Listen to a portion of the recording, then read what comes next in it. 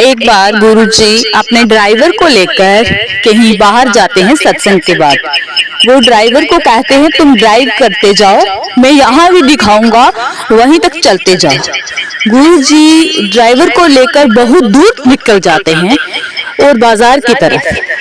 जब वो बाजार में पहुंचते हैं तो वो ड्राइवर से कहते हैं कि गाड़ी को एक साइड पे लगा दो। उसके बाद वो तंग गलियों से चलते चलते चलते काफी देर चलने के बाद एक मोची की दुकान आती है और वो मोची के आगे पाँव रख के कहते हैं जरा मेरा जूता पॉलिश कर दो। मोची कहता है लाइए साहब, मैं अभी कर देता हूँ। मोची खुश हो जाता है कि कोई ग्राहक आया है। उसने ऊपर तो देखा ही नहीं कि ये किसका जूता है। वो फटाफट से जूते को पॉलिश करने लगता है। गुरुजी कहते हैं कि भाई साहब, आपने ये तस्वीर किसकी लगाई हुई है अपने दुकान के अंदर? उसने तस्वीर लगाई हुई थी गुरुदेव की।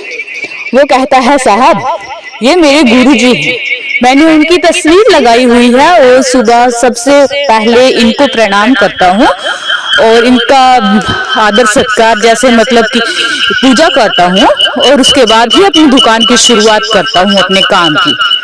गुरुजी कहते हैं कि क्या आपने इनको कभी देखा है? आपने अपने गुरु के कभी दर्शन किए हैं?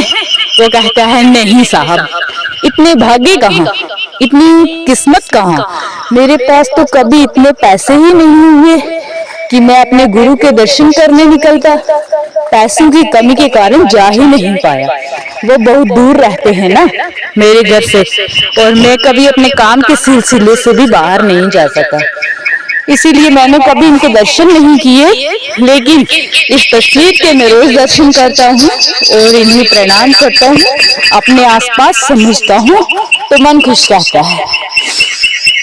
तभी गुरुजी कहते हैं ऊपर तो देखो।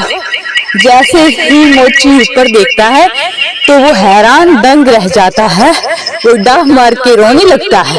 कहता है हे गुरुदेव, आप यहाँ और मेरी दुकान पर खड़े हो, आइए घर चलते हैं, मैं आपको अपने घर लेके चलता हूँ, वहाँ आपका मैं बैठकर अच्छे से दीदार करूँगा, आपके दर्शन करूँगा।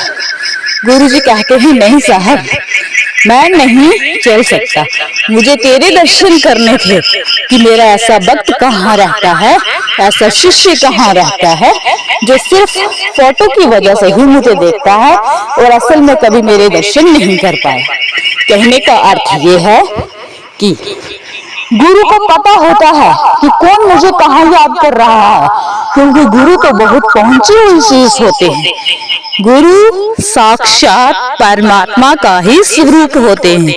हमें ये कभी नहीं सोचना चाहिए कि गुरु हमें नहीं देख रहे, हम भजन सिमरन नहीं करते, हम प्रभु को याद नहीं करते, सिर्फ गुरु दक्षिणा ले ली है, गुरु दीक्षा ले ली है, बस ऐसा नहीं होता।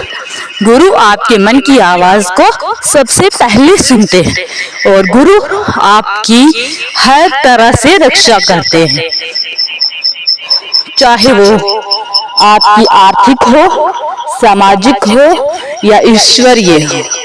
आप प्रभु को कितना याद करते हो ये अपने गुरु के सम्मुख रख दो। गुरु को सब पता है, गुरु सब जानते हैं कि इस संसारिक मोह माया में फंसा हुआ इंसान, पारिवारिक जिम्मेवारियों के नीचे दबा हुआ इंसान प्रभु को कितना याद कर सकता है। प्रभु के लिए हम कितना समय निकाल सकते हैं, और गुरु हमें ये प्रेरणा देते हैं, हमारा साथ देते हैं, ताकि हम अपने ईश्वर के लिए समय निकाल सकें और उनके सामने अपना वक्त बिता सकें और इस जिंदगी बिताने के बाद परमात्मा के लोक को पहुंचे। राधा स्वामी जी।